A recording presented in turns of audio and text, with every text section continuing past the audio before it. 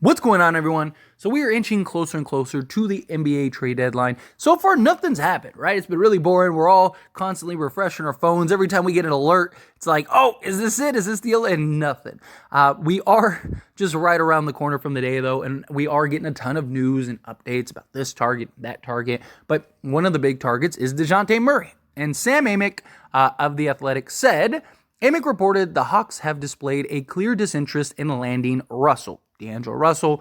Obviously, we've heard that for quite some time now, which would necessitate the need for a third team. Again, something we have talked about.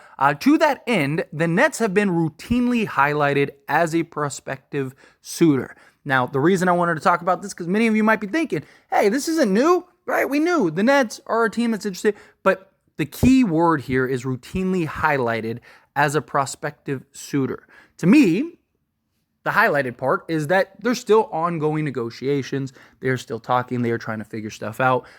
Rob Pelinka, based on reports, have basically been MIA on the phones for basically hours and hours on end, which is good, right? He's doing his job. He's doing his due diligence. He's trying to find various trades. That's what you want to see. Lock yourself in a closet. Lock yourself in a bathroom. Lock yourself wherever you have to in your office to go get deals done. But we keep getting these reports that the Brooklyn Nets are interested in D'Angelo Russell, that they want D'Lo in a potential deal. And many people are like, okay, well, then why hasn't the deal gotten done, right? Atlanta doesn't want D'Lo. The Lakers, they need to find a third team. Boom, here comes the Brooklyn Nets. Brooklyn wants D'Lo. They have Dorian Finney-Smith or Spencer Dinwiddie that they could send to Atlanta. Perfect. Match made in heaven, get the deal done. But here's the thing. 3-team deals are so difficult to get the ins and outs because the Lakers might want something in return, right? Like, we're not just going to give you D'Lo for free, right? Like, if we're going to give you D'Lo, yes, you get Spencer Dinwiddie, but you're still getting a quality player that's on a deal. You're help facilitating, but we need something. Maybe Atlanta wants more. Like, okay, yeah, we don't want D'Lo, but we don't want to just get, a pick swap and Jalen Hood-Schifino. Spencer Dinwiddie, we probably don't even want to keep. We don't want to stick around. All right, so there's a lot of parts. The Brooklyn Nets could be saying, hey, we're helping you facilitate this deal. We want something. We want a second. We want this. We want that. So there's all of these intricacies that go into that. It's why 3-team deals rarely get done. You hear them all the time, but as many as you've heard get done, there are 10 times that amount that have just completely fallen through, completely fallen apart. There have been deals that have basically gotten to the paper processing part and completely fallen through. The Lakers have had a couple over the last few years.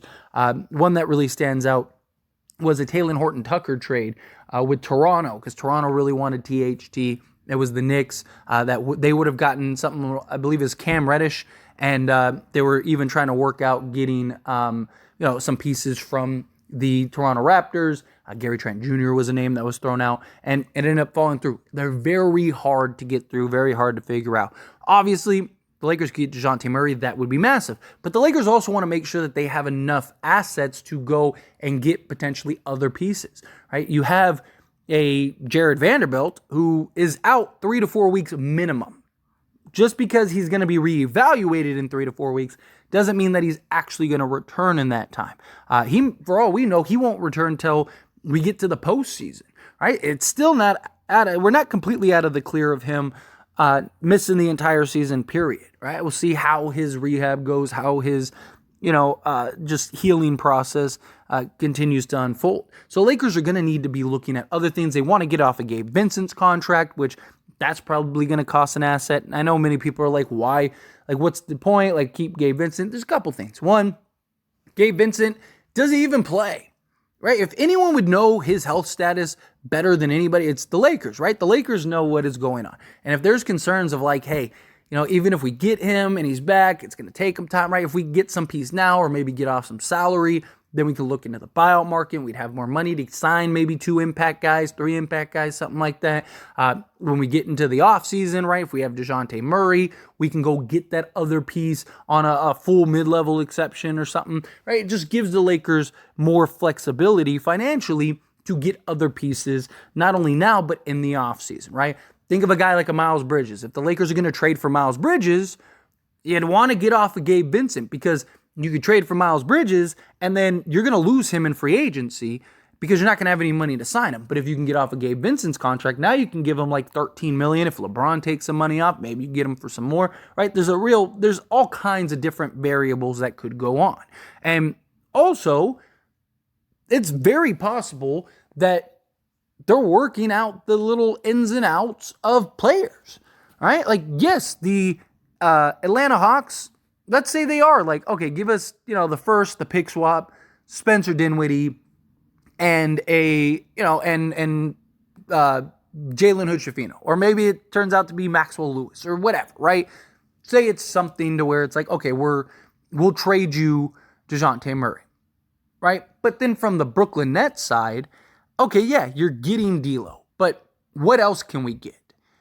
Can we get a Royce O'Neal in the deal? Can we get a Dorian Finney-Smith in the deal? Can we get both in the deal? What are you looking for, right? So it's very possible that the side of the Atlanta Hawks and the Lakers is done. That very well could be done, right? And it's like, okay, we've agreed to our end on what we can do, but what else can we get in this deal? Because again, the Lakers need more than just Dejounte Murray, and the Lakers know that they need more than just Dejounte Murray. And the Brooklyn Nets have several pieces that make a lot of sense for the Lakers. Again, even if it's just Royce O'Neal and Dejounte Murray, that would be huge for the Lakers. Right now, you got a legit 3-and-D guy that can play the 2, can play the 3. You got Dejounte Murray, who gives you a point of attack defensive guy. From a guard standpoint, gives you some athleticism out there, gives you some playmaking, some scoring, all of that, right? Cool, perfect.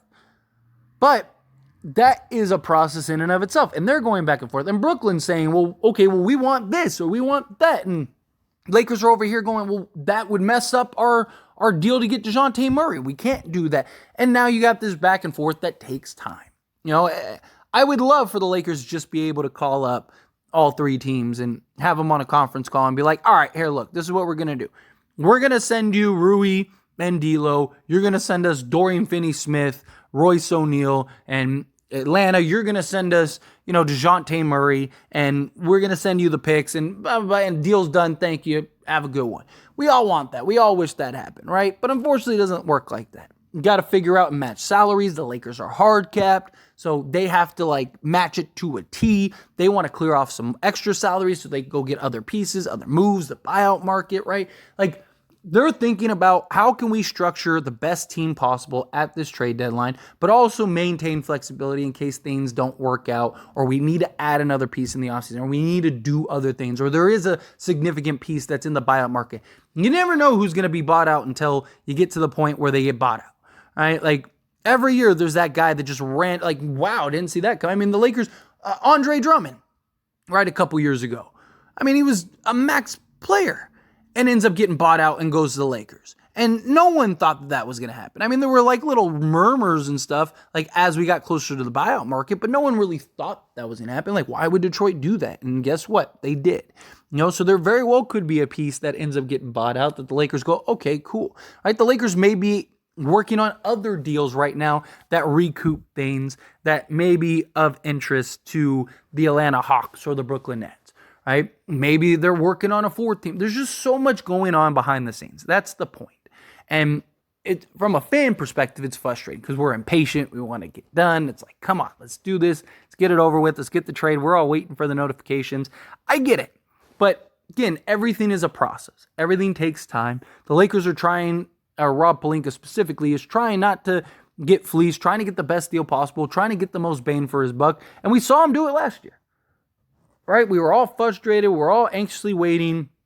I mean, luckily last year we got the Rui deal. So it kind of let us, kind of kept us at bay a little bit, which was nice. But ultimately it's trust Rob, trust that he'll get deals done. Trust that that whatever we end up doing in the next day or two will be something significant and impactful and important.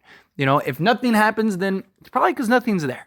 Right? Rob Pelinka, look, he's done a very good job of every year finding ways to be creative and fix the ins and outs, and we have to trust the guys that get paid to do this. Rob Pelinka has an excellent track record when it comes to this stuff. And if deals are there, he's going to take them. If they're not there, He's not going to do it. And I know a lot of people are going to be upset. Like, the Lakers don't make any trades. People are going to be frustrated. But you can't just make a trade just to make a trade. You can't. As much as we want something done just to say we did something done, Rob Pelinka's job is to position the Lakers and put them in the best position possible, not only now, but for the future, right? You don't want to mess up things this year because it's like, oh, well, we just need to appease fans and get a trade done. And then Donovan Mitchell's available and we could realistically get him. And it's like, oh, well, now we can't because we made a deal and gave up a first just to give up a first. And now we needed one more first to get that deal done. Right? Or things like that. Because you never know. Like, if there's nothing there today, wait. There may be something tomorrow. Right? But if something's there today, again, one in the hand is worth two in the bush. Right? If you have something that makes sense and would put the Lakers in a better position, you get it done. You do it. But anyway, again, as always, this is a discussion. Pass the question on you. Let me know your thoughts and opinions down in the comments below. What do you think? How do you feel?